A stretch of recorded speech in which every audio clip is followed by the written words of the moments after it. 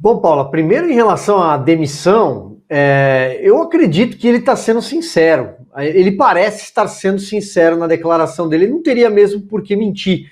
E tudo indica que ele foi rifado, né? Ele foi o bode expiatório de um trambique, como nós temos dito aqui neste programa. Esse leilão da compra do arroz, ou o arrozão do PT, como ficou conhecido, e pode ser, inclusive, que seja investigado numa CPI na Câmara, isso é trambique.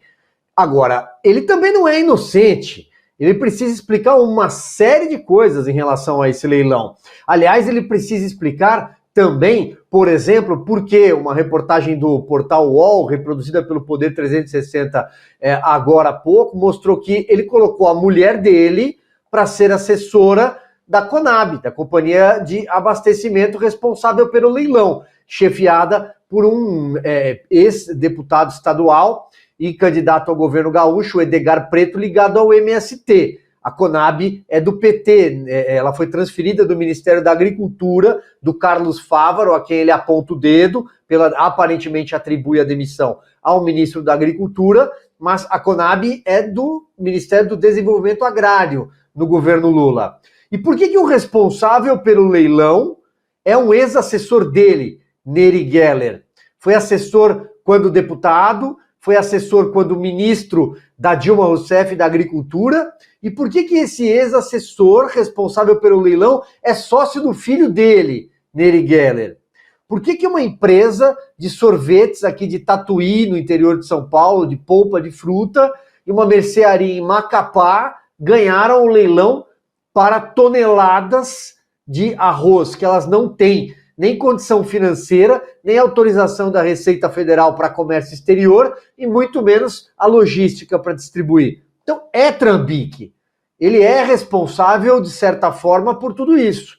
Em relação à demissão, ele foi rifado. Alguém entregou a cabeça dele. Está muito na cara, para mim, pelo menos, que foi o PT que entregou a cabeça dele, porque ele é ligado ao setor do agro. Ele é sequer filiado ao PT. Ele é do Progressistas, né, o PP de Mato Grosso, que é uma seara do agronegócio brasileiro. Então o PT entregou a cabeça dele. O Paulo, em relação à nota que foi divulgada agora há pouco pelo DEPEN, né, o Departamento Penitenciário do Paraná, chama a atenção essa última frase que você leu. A prisão dele é uma determinação do Supremo Tribunal Federal, a pena está sendo cumprida na unidade por determinação judicial. Pena por qual crime? Ele está cumprindo pena.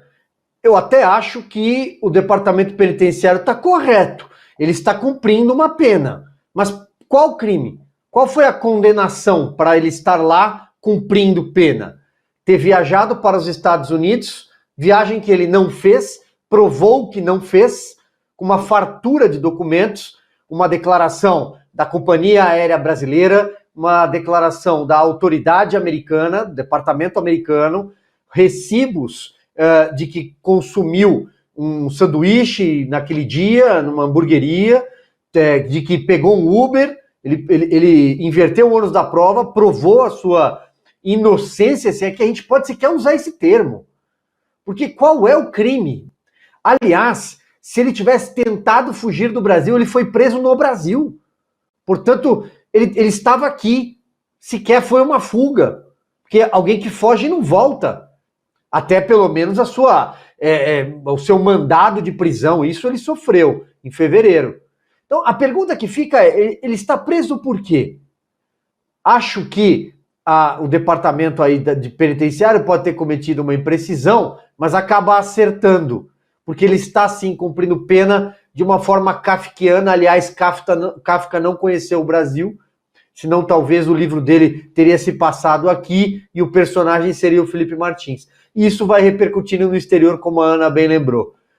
Como a Ana bem trouxe essa informação, lá eles já estão vendo o que está acontecendo aqui. Os livros de história serão duros com esse pessoal.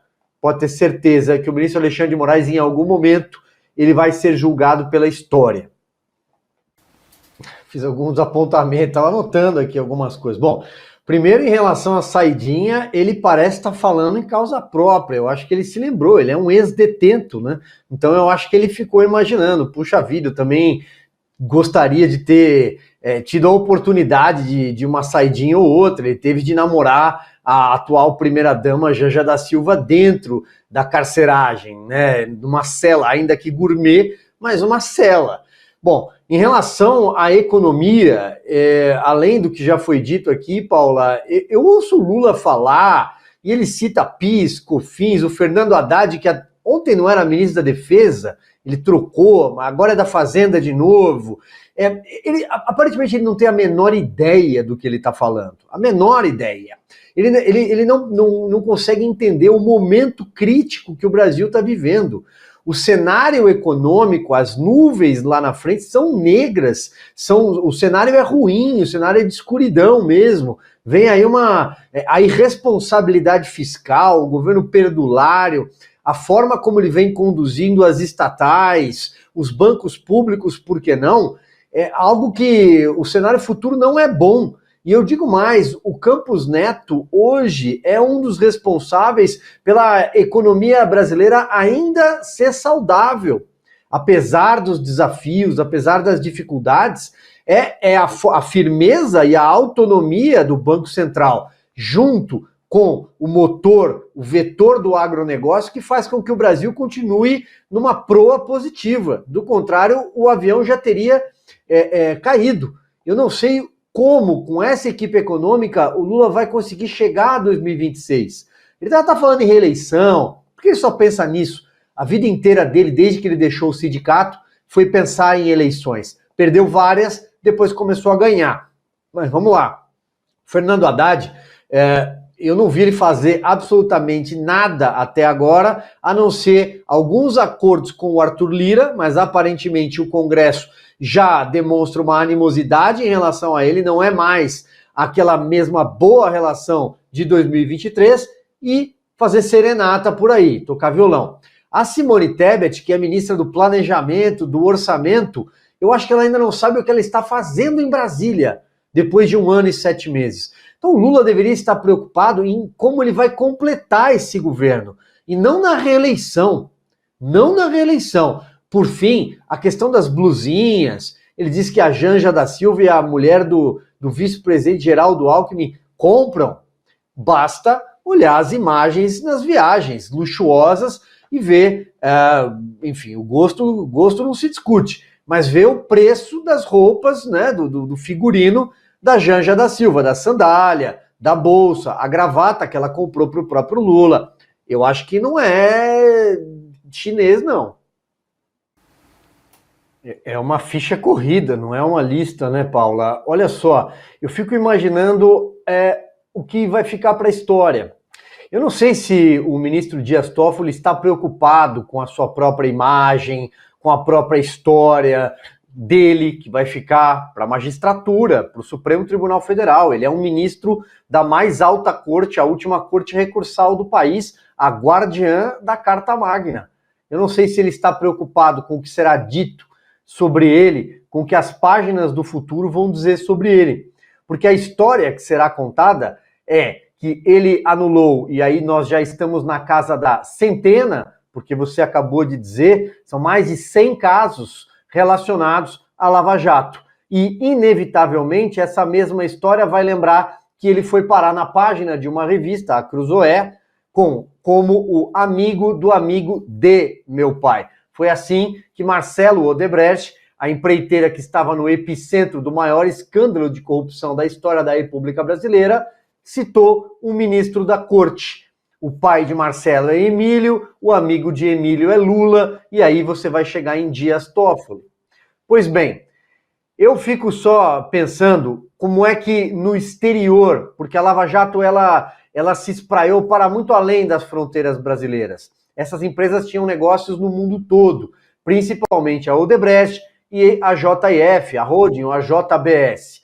Então eu fico imaginando o que é que a justiça nos Estados Unidos, o que é que se passa na cabeça da força-tarefa da Suíça, porque sim, houve um acordo de cooperação entre a força-tarefa de Curitiba, os procuradores da Lava Jato de Curitiba e o Ministério Público lá na Suíça, autoridades de combate à lavagem de dinheiro em paraíso fiscal. Então, o que é que passa? Qual é a imagem que eles têm do Brasil? Um ministro que tem no seu currículo ter sido advogado do PT, ter sido advogado-geral da União de um governo do PT, foi mandado para o Supremo Tribunal Federal, não tinha notável saber jurídico, porque não conseguiu passar sequer num concurso para a magistratura, mas ganhou uma toga e fez dessa toga uma caneta para apagar o passado, uma caneta para tentar reescrever uma história ruim, uma história de corrupção. Então, o mínimo que eu acho que a gente pode deduzir de tudo isso é que Dias Toffoli não tem preocupação alguma com os livros de história, nem com os seus amigos, com a sua família, eu acho que ele não está preocupado com absolutamente nada. Ele está lá justamente para completar o serviço. Paula, esse post, né, essa análise feita pelo Dr. André Marsiglia, ela é muito completa. Ela traz de forma minuciosa todos os pontos que tornam, ao final da análise dele, esse edital, essa contratação absolutamente inconstitucional, porque não há interesse público nesse tipo de contratação, nesse tipo de serviço. Então, é um erro de origem, isso precisa ser revogado imediatamente. Outro ponto é que a desculpa que o judiciário fornece, e é uma desculpa sim, ela é esfarrapada, porque eles disseram que se trata de um serviço de clipagem, e não é um serviço de clipagem que é comercializado e é muito comum. O poder público, e isso em todas as suas esferas, tanto em Brasília quanto nos estados, nas câmaras municipais, tem serviço de clipagem contratado. Em alguns casos, o próprio funciona dentro da própria Câmara Municipal, por exemplo, esse serviço é feito ou não. Ou o deputado em Brasília, na Assembleia, ele contrata. Assim como o Judiciário também tem esse serviço. Isso é um compilado dos jornais do dia. Então você tem lá a Folha, o Estadão, o Globo, o Valor Econômico. Esse serviço, quando ele é vendido, você escolhe determinadas modalidades. Olha, eu quero uma clipagem mais ampla, que envolve as revistas semanais, determinadas publicações estrangeiras. Enfim, isso é comércio, isso é negócio, agência de notícias. Nesse caso, não.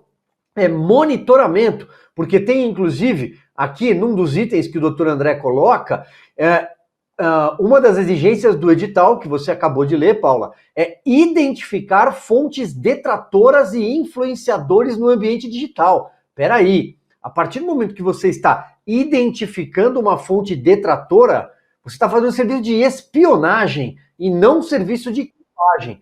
Portanto, é inconstitucional. O que o Supremo Tribunal está fazendo é importar determinados métodos que o Brasil não tem saudade do TSE, do Tribunal Superior Eleitoral. Mas, ao fim e ao cabo, né, o TSE é um puxadinho do STF. Então, não tardaria, né? Não demoraria. É o grande irmão.